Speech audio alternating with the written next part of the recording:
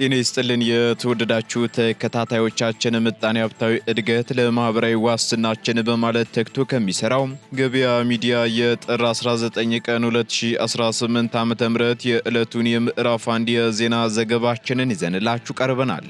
የዜና ዘገባችንን ስፖንሰር ያደረገልን አጋራችን ደግሞ የሮሃ ፎሬክስ ቢሮ ነው።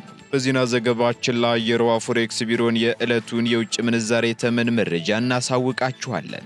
በዜናዎቻችን ላይ ደግሞ የተመረጡ ምጣኔ ሀብታዊ፣ ማህበራዊና ሌሎች ወቅታዊ እንዲሁም አዳዲስ ጉዳዮችን አካተናል። እንድትከታተሉን እንጋብዛችኋለን። በቅድሚያም አርዕስቶችን ኢትዮጵያ 20 የሚራዥ 2000 የጦር ጄቶችን ልትረከብ መሆኑ ተሰማም። ለመሆኑ እነዚህ ዘመናዊ የጦር ጄቶች ከየት ይገባሉ? መቼስ ይገባሉ? በዝርዝር የምትሰሙት ይሆናል። በሊቢያ በኩል በርካታ ሰዎችን በህገወጥ መንገድ የሚያዘዋውሩ አዘዋዋሪዎችን በተመለከተ ከፌዴራል አቃቤ ሕግ የተሰማ መረጃ ይዘናል። በዝርዝር እናጋራችኋለን። ከባህር ማዶ መረጃ ደግሞ የሱዳን ጦር በኢትዮጵያ ድንበር አቅራቢያ የሚገኝ ቁልፍ ቦታን ከኤርኤስኤፍ ነጻ ማውጣቱን አስታወቀም። ለመሆኑ ቦታው የት ነው? በዝርዝር የምትሰሙት መረጃችን ነው። ኢራን የ10,000 ኪሎ ሜትር ርቀት አህጉር አቋራጭ ሚሳኤል መሞከሯን ተከትሎ በአሜሪካና አውሮፓ ስጋት መቀስቀሱ ተነገረ። ሙከራውን ተከትሎ አሜሪካ ምናለች? በዝርዝር ይዘነዋል። የተወደዳችሁ የገበያ ሚዲያ ተከታታዮቻችን እነዚህንና ሌሎች ኢኮኖሚያዊና ማህበራዊ መረጃዎቻችንን ይዘንላችሁ ቀርበናል። አሁን ደግሞ ወደ ዝርዝር መረጃዎቻችን እንሸጋግራለን።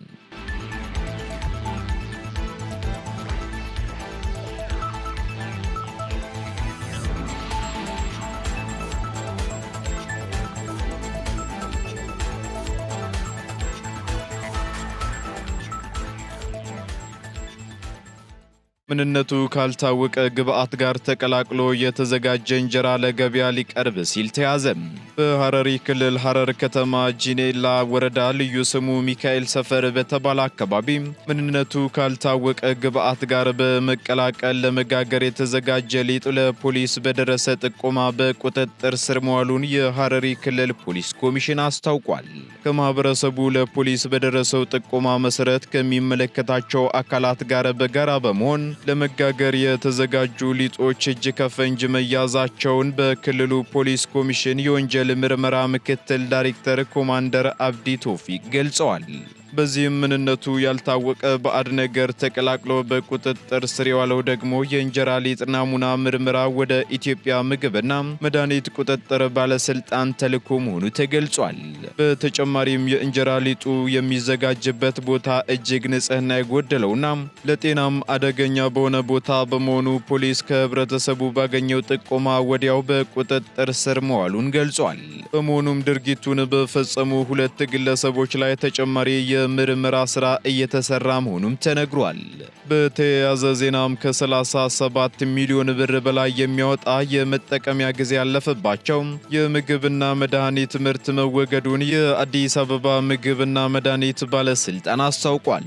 በተጨማሪም አብዛኞቹ ሸቀጣሸቀጥ ሱቆች የታሸጉ ምግብና መጠጦችን ውጭ ላይ ለፀሐይ ተጋላጭ በሆነ መልኩ የሚያስቀምጡ በመሆኑ የቁጥጥር ስራው እየተከናወነ መሆኑ ተገልጿል።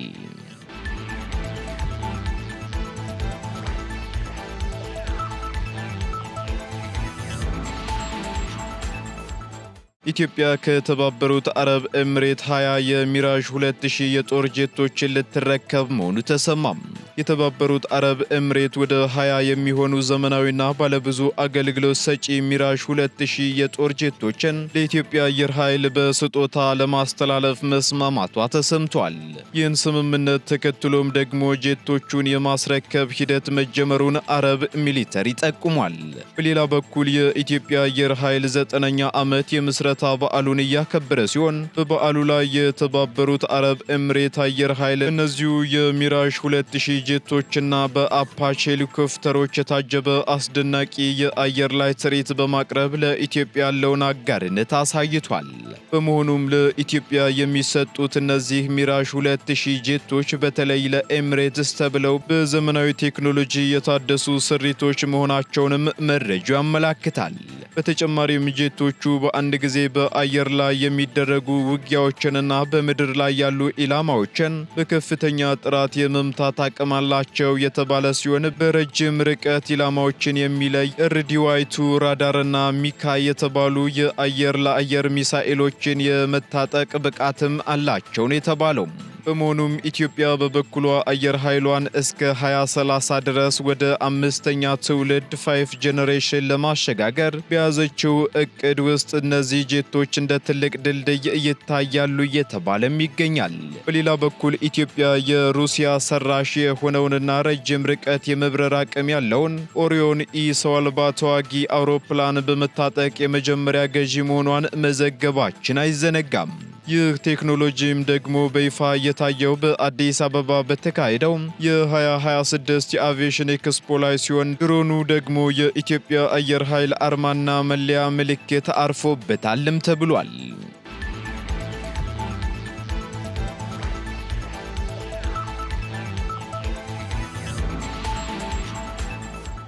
ነጋዴዎች ቢከስሩ እንኳን ግብር እንዲከፍሉ የሚያስገድደው አዲስ አሰራር ጫና እያሳደረ ነው ተባለም።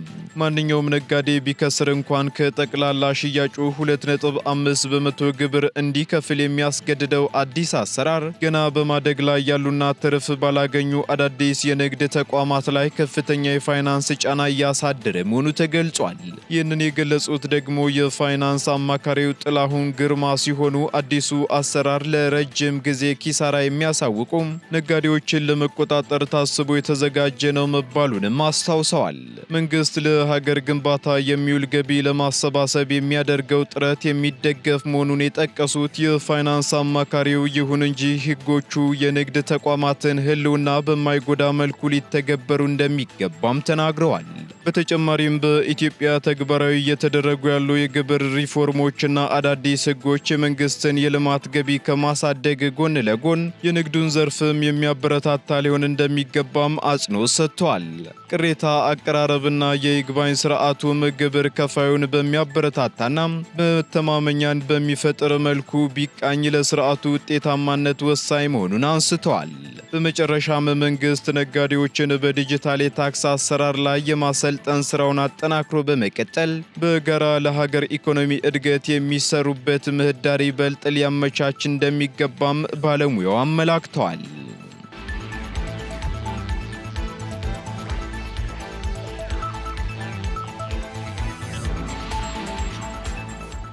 በሊቢያ በኩል በርካታ ሰዎችን በህገወጥ መንገድ ባዘዋወሩ አዘዋዋሪዎች ላይ ክስ ተመሰረተ።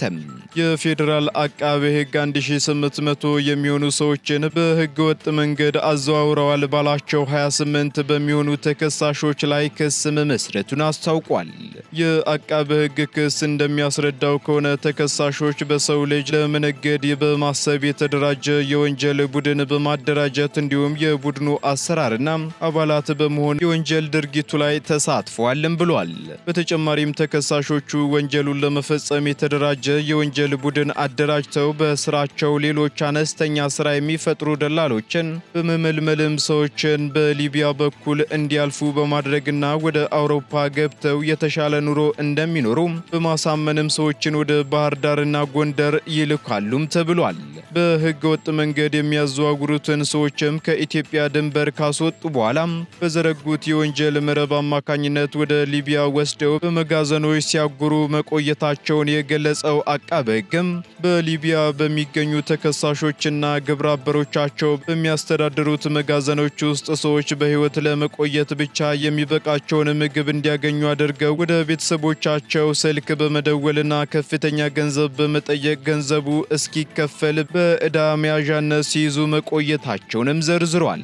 በዚህም በፍጥነት ገንዘብ ለመክፈል ላልቻሉ የተበዳይ ቤተሰቦች ደግሞ ተበዳዮችን እጅግ አሰቃቂ በሆነ ሁኔታ እየደበደቡና እያሰቃዩ በተንቀሳቃሽ ምስል በመቅረጽ ወደ ቤተሰቦቻቸው በመላክ ገንዘብ እንዲከፈል ጫና ሲያደርጉ የቆዩ ሲሆን የተበዳይ ቤተሰቦች ገንዘብ አፈላልገው ለመክፈል ፈቃደኛ ሲሆኑ አሁን በሕግ ቁጥጥር ስር ውለው ክስ የቀረበባቸው 8 ተከሳሾችና ሌሎች ግብረ አበሮቻቸውን የባንክ ሂሳብ በመጠቀም ገንዘብ ሲያሰባስቡ ቆይተዋልም ተብሏል። በዚህም ደግሞ እነዚህ በሕግ ቁጥጥር ስር ሆነው ክስ በቀረበባቸው 8 ገንዘብ ሰብሳቢዎች አማካኝነት ብቻ ከ2 ቢሊዮን ብር በላይ መሰብሰባቸውን የአቃቤ ሕግ ክስ መዝገብ ያሳያል። ሌሎች ተከሳሾች በ8ቱ ተከሳሾችና በሌሎች ግብረ አበሮቻቸው የሰበሰቡትን ገንዘብ ፈጥነው በመቀበልና በማስተዳደር ከገንዘቡ ሲጠቀሙና ለግብረ አበሮቻቸው ክፍያ ሲፈጽሙ ነበርም ተብሏል።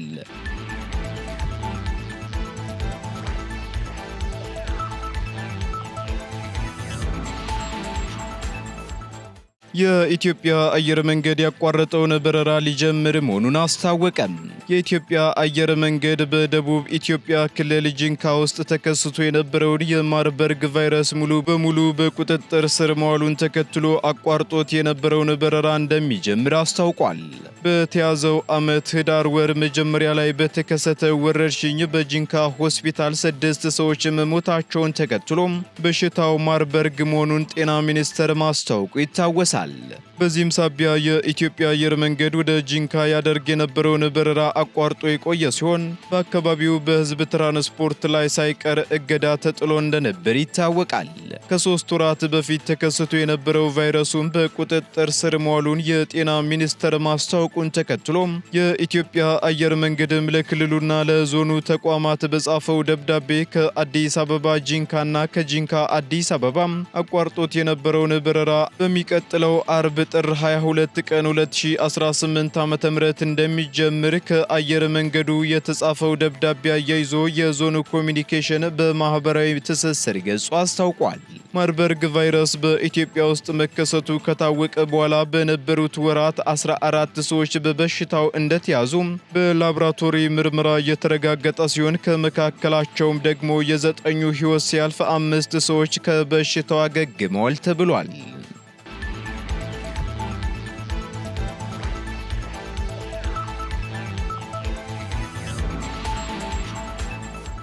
ቀጥለናል ውድ ተከታታዮቻችን። አሁን ደግሞ ከውጪ ወደ ያዝንላችሁ መረጃዎቻችን እንሸጋግራለን። የሱዳን ጦር በኢትዮጵያ ድንበር አቅራቢያ የሚገኝ ቁልፍ ቦታን ከኤርኤስኤፍ ነፃ ማውጣቱን አስታወቀም።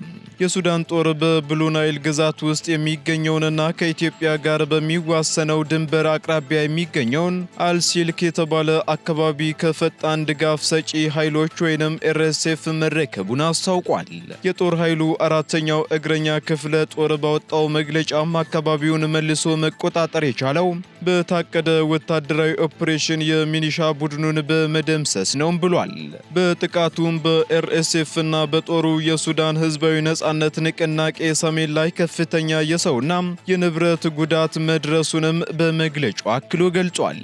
ይህንን ተከትሎም እስከ አሁን ድረስ አማጺ ቡድኑ ስለ ጉዳዩ የሰጠው ምላሽ የሌለ ሲሆን የሱዳን ጦር ከቀናት በፊት በብሉ ናይል ግዛት በአልሲልክና ማልካን አካባቢዎች በኤርኤስኤፍ የተሰነዘረውን ጥቃት ማክሸፉን አሳውቆ እንደነበር ይታወሳል።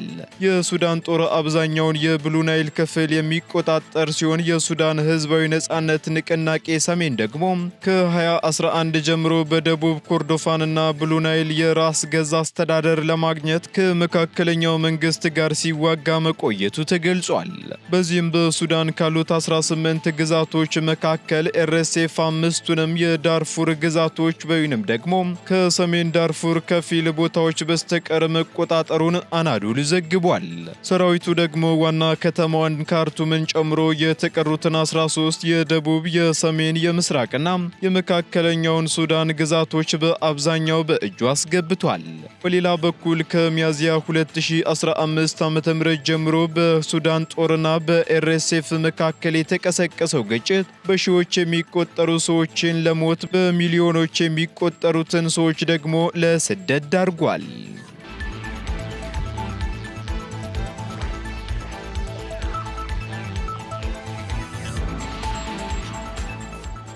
ኢራን የ10,000 ኪሎ ሜትር ርቀት አህጉር አቋራጭ ሚሳኤል መሞከሯን ተከትሎ በአሜሪካና በአውሮፓ ስጋት ተቀስቅሷል ተባለም። የኢራን መንግስት ለመጀመሪያ ጊዜ 10,000 ኪሎ ሜትር ርቀት መጓዝ የሚችል አህጉር አቋራጭ ባላስቲክ ሚሳኤል በተሳካ ሁኔታ መሞከሩን አስታውቋል። ይህ ታሪካዊ የተባለለት ሙከራም ኢራን ከዚህ ቀደም ከነበራት የሚሳኤል የመምታት አቅም በ5 አቅም የላቀ መሆኑም ተነግሯል።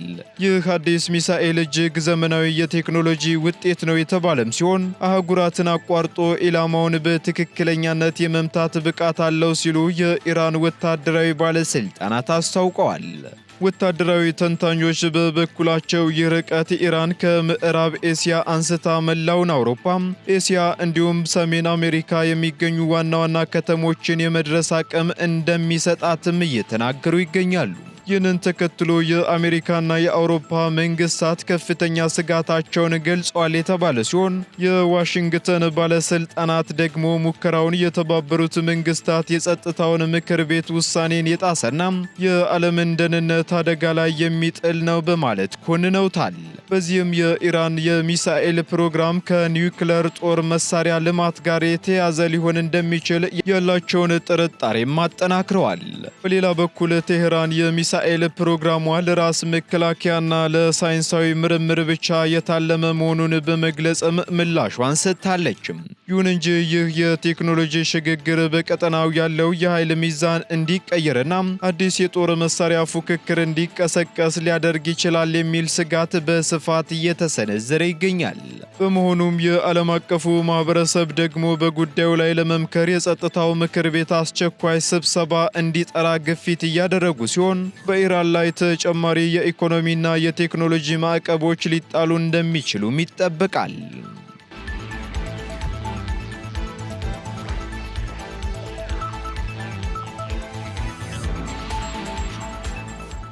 ቀጥለናል ውድ ተከታታዮቻችን። በመጨረሻም የሮሃ ፎሬክስ ቢሮን የዕለቱን የውጭ ምንዛሬ ተመን መረጃ እናጋራችኋለን። አንድ የአሜሪካ ዶላር 178 ብር ከ80 ሳንቲም የተገዛ 181 ብር ከ35 ሳንቲም የተሸጠ ይገኛል።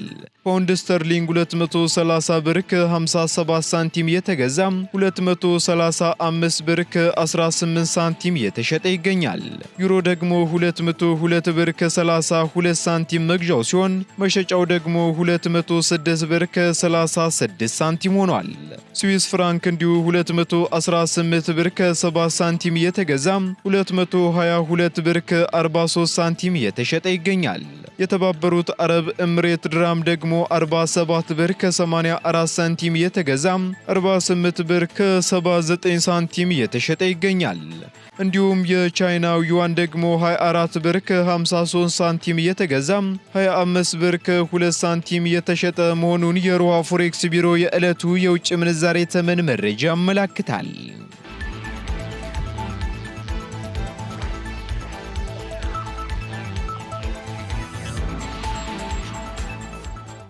የተወደዳችሁ የገበያ ሚዲያ ተከታታዮቻችን ለምዕራፍ አንድ ያዝንላችሁ ኢኮኖሚያዊና ማህበራዊ መረጃዎቻችን እነዚህን ይመስሉ ነበር።